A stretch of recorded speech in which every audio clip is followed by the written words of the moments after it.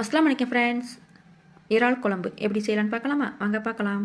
ஒரு கடாயை காய வச்சு தேவையான அளவு எண்ணெய் ஊற்றிக்கோங்க. ஒரு ஸ்பூன் சோம்பு, சின்ன வெங்காயத்தை வந்து 2 கட் பண்ணி சேர்த்துக்கோங்க. ஒரு கொத்து கருவேப்பிலை சேர்த்து, இப்போ பெரிய வெங்காயத்தை 2 வெங்காயம் சேர்த்துக்கோங்க. இப்போ இது கூட 2 பச்சை மிளகா 2 கீரி சேர்த்துக்கோங்க. சேர்த்துட்டு இப்போ 2 தக்காளி, பழுத்த தக்காளி நல்லா சேர்த்துக்கோங்க. சேர்த்து நல்லா வதக்கிக்கோங்க. இது வதங்கிறதுக்காக கொஞ்சம் உப்பு சேர்த்துக்கோங்க. உப்பு சேர்த்தா நல்லா தக்காளி வந்து நல்லா மசிஞ்சு வரும்.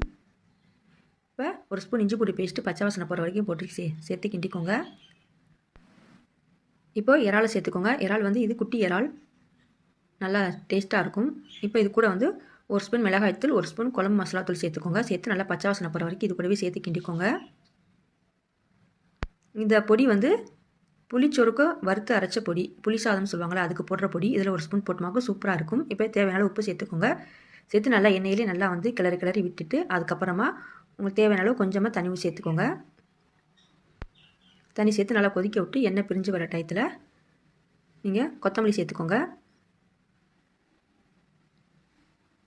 இறக்க போகிற டயத்தில் ஒரு ஸ்பூன் மிளகுத்தூள் சேர்த்து இறக்கிக்கோங்க. சூப்பரான இறால் குழம்பு ரெடி. நீங்கள் இது போல் உங்கள் வீட்டில் செஞ்சு பாருங்கள்.